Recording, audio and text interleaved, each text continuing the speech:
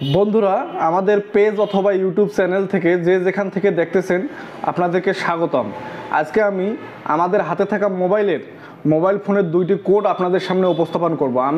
আমার জানা মতে এই দুটি কোড সম্পর্কে আপনি আগে কোথাও শোনেননি।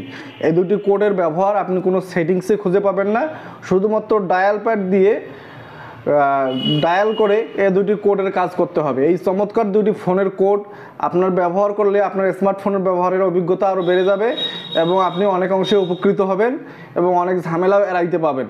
তো কি দুইটা কোড, সেই কোড দুইটা আজকে আপনাদের সামনে উপস্থাপন করতেছি। চলেন আমরা মোবাইলের স্ক্রিনে চলে যাই। আমরা প্রথমে বন্ধুরা আমরা মোবাইলের স্ক্রিন আপনাদেরকে স্বাগতম। তো আমরা প্রথমে আমাদের ডায়াল প্যাডে চলে যাব। ডায়াল প্যাডে যে আমরা ডায়াল করব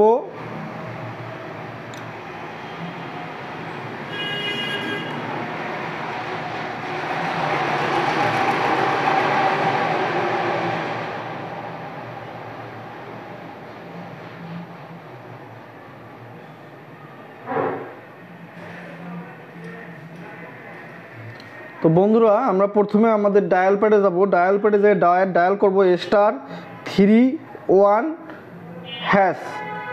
লক্ষ্য করেন, *3 1#। এইটা দিয়ে আমরা ডায়াল বাটনে কল দেব। কল দিয়ে আমরা যে সিমটাতে এটা করে রাখবো, এই কোডটা সেটিং করে রাখবো। মনে করেন আমি আমার সিম 1-এ সেটিং করে রাখলাম। এই দেখেন সিম 1-এ সেটিং করে দেখলাম।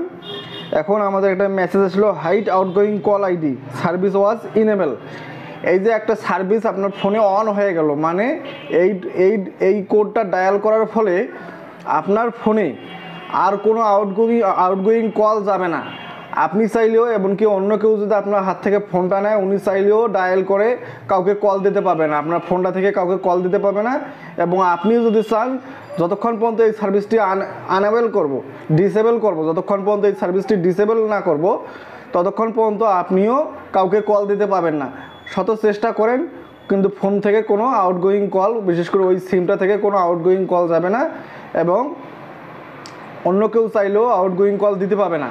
আর এটা ডিসেবল করার জন্য সেটিংয়েও আপনি খুঁজে পাবেন না, এটা আবার ওই কোডের মাধ্যমেই আপনাকে ডিসেবল করতে হবে। তো ডিসেবল কীভাবে করতে হবে সেটা দেখেন।